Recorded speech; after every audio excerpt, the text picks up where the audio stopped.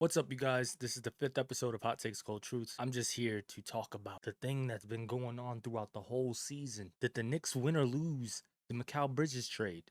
Did the Knicks win or lose the Karl Anthony Towns trade? I wasn't going to do this because I feel like with trades, especially like these, it takes a while for you to figure out what team won or lost. But let's talk about did they, from the immediate standpoint, for this 1 year, who won? And I'm gonna start with the Brooklyn Nets, Mikal Bridges for the picks trade, because I feel like that's the easier one to assess. So yeah, let's dive into it here. The 32-50 Brooklyn Nets and the 50-32 Knicks decided to have a trade. A trade for the Brooklyn Nets, arguably best player on their team, Mikal Bridges, for a lot of draft picks and other people that we kind of liked, but we knew we needed to upgrade from. All right, so the Knicks give up an unprotected first round pick in 2025, an unprotected first round pick in 2027, an unprotected first round pick in 2029, an unprotected first round pick in 2031, and an unprotected pick swap in 2028, and top 4 protected 2025 first round pick via Bucks. Oh, and then they also gave a second round pick in 2025. So the Knicks, first of all, let's first talk about the Knicks, what they did, right? So they went from 50-32 before the trade to 51-31. They went from getting bounced by the Pacers in second round to getting bounced by the Pacers in Eastern Conference Finals. Now, some might say, well, that's not an upgrade then, because you lost to the same team and this time they really destroyed you while you were healthy. Other people might be like, oh, well, it's a new team. You got to get that chemistry, yada, yada, yada. I'm more on the chemistry side of things. I feel like if we had better chemistry, uh, coaching, nothing against Tibbs, like I said, we would have been probably in the finals. I don't think we would have won the finals. I think OKC probably would have still beaten us. I do think we would have had a better chance than the Pacers, but I think OKC would have beat us. That being said, do I feel like the Knicks upgraded from last season to this season? Yes. So, do I feel like on a trade standpoint, was it a smart trade to make? So far, we're saying yes. Now let's look at what we gave up though. So in the unprotected first round pick turned out to be a 26 pick in the first round. Mind you, there's only 30 picks in the first round. 26. With that pick, do I care about that pick? No. Not saying like as in, oh, nobody picked a 25 can be good, after, the lottery. No, we've seen Jokic, Brunson, Draymond's. We've seen a lot of second rounders and stuff like that become good players. I'm just saying where the Knicks are at, I don't care about a 26 pick in the draft. In 2 years, do I see the Knicks being a lottery team? No. So that 2027 pick, I don't care. So far, two of these first round picks are really just throwaway picks because I don't foresee the Knicks being terrible enough. I see the Knicks being at least top 4 home court advantage team for at least the next 2 to 3 years, right? So those picks right there, 2025, don't care. 2027, don't care.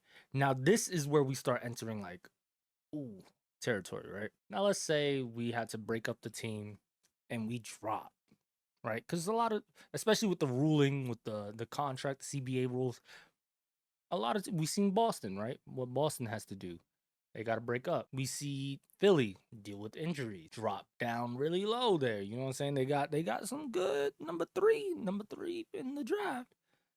So that 2029 one is like, oh, but then you got to think of what we're getting back, right? So far 2029. So I see 2 draft picks as throwaway picks, right? 2025, 2027. Don't really care about that. 2029, 2031 is a little more with the new rules. That hurts. Then you throw in pick swap in 2028. Okay. I don't see the Knicks draft picks for the next 3 years being good enough where we're really hurting from this trade so far with 2025, 2027, 2028.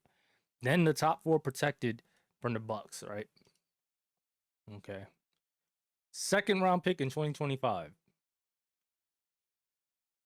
Okay. I guess. So that's 1, 2, 3, 4, 5 picks so far that I said 2029, 2031 are the only two that I'm like, ooh, eesh, that might hurt. Then who did we give up? We don't use those players, so do we really care to let them go? Really, in this trade, what we gave up was a first round in 2029, first round in 2031, and Bojan Bogdanovic. And then what we got in return is Mikal Bridges and the second round 2026 pick. That's really what it boils down to. Is Mikal Bridges and a second round pick worth 2 first round picks and Bojan Bogdanovic? And I say yes. So who won that trade?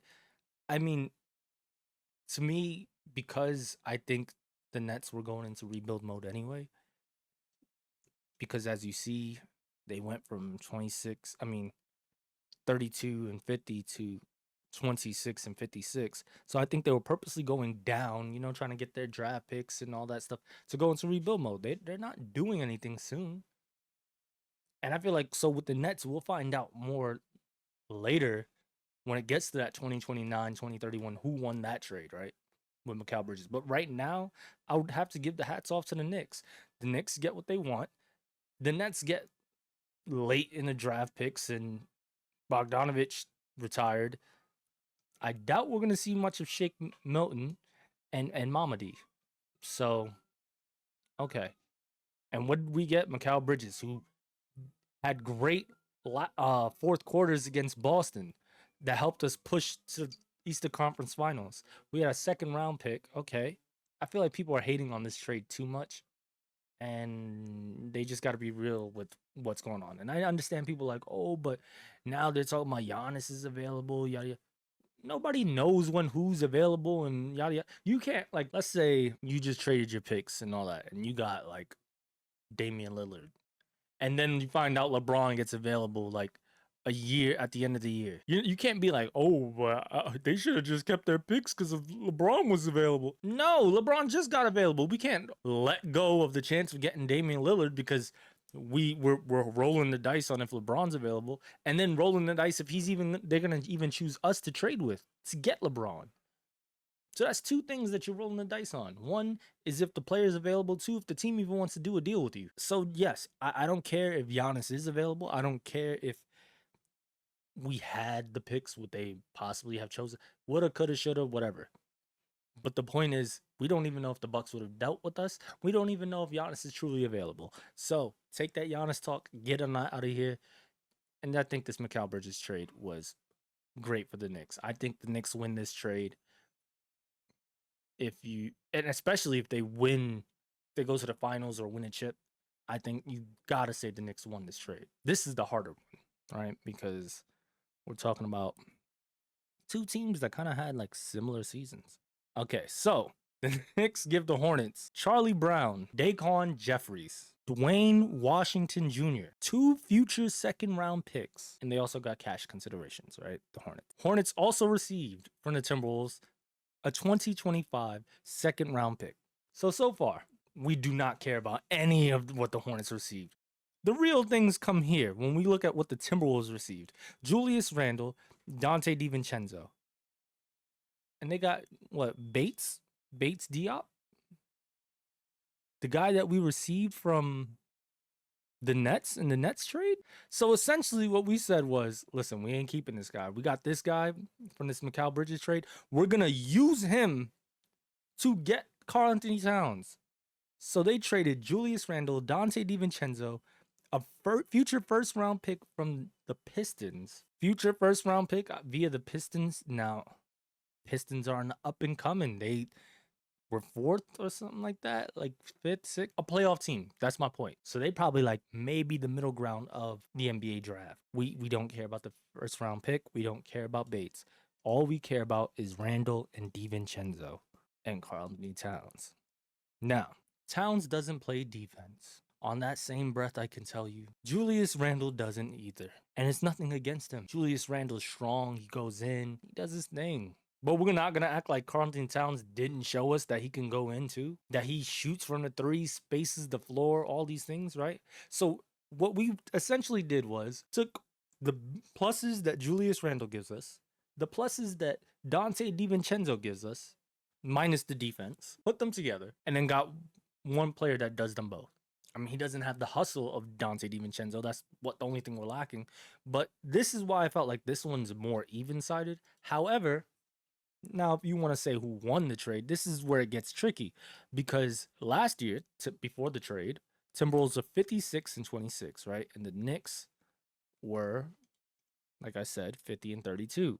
After the trade, the Timberwolves drop to 49-33. The Knicks go up one more game, 51-31. If you go based off of this, now I give the Timberwolves more credit. The West is harder, stuff like that. But we're looking at two teams that chemistry issues, because obviously they need to get used to their new teammates.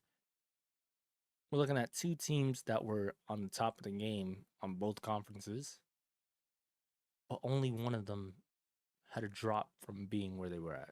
And that could be just because the Timberwolves were really high. Literally just one game from being tied for the number one seed. Thunder 57-25, Nuggets 57-25, Timberwolves 56-26. Literally any one of them could have been the first seed. It came down to the wire last season. And maybe that's why you can see this setback as not being so big, because it's like, oh, well, they were just doing so good last season. Or you can see it as, listen, you guys thought this trade was good and came to bite you in the ass. All right, so it depends on how you look at it. Me, I'll look at it at 50-50. I feel like the Timberwolves probably were better with Towns, with spacing and all that stuff. But also, yes, the conference is hard that they're in, and they achieved really high standards. So yeah, I honestly, looking based off of standings alone, I would say that the Knicks won the trade. Looking at how, like, for example, people were talking about, oh my God, playoff Randall is stepping it up, and how the Timberwolves, they're starting to gel together and all that stuff. You didn't get that talk with the Knicks. But the Knicks, it was more like, I can't believe they came back. How are the Knicks winning? Oh, the Knicks need to step it up. Like, everything about the Knicks was like how the Knicks weren't doing enough. And it was kind of like they stumbled into the Eastern Conference Finals, right? Whereas the Timberwolves, it felt like, not that they were gelled together and they were like this best cohesive team, but it didn't feel like that same criticism was being put on them, right? It felt like, listen, this is what they were supposed to do, right? We expected at least second round Western Conference Finals from the Timberwolves. We didn't expect the Knicks to make it to the second round. I mean, there were people saying that Detroit Pistons were going to beat us. There were people saying that Boston Celtics were going to beat us. So when you have those two expectation levels, I think that alone tells you who won the trade. The fact that, like, listen, I wasn't expected to be here.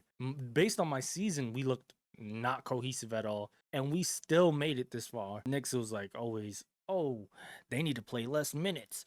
They only play the starters. They're not a cohesive team. It's all about the starters. Da-da-da.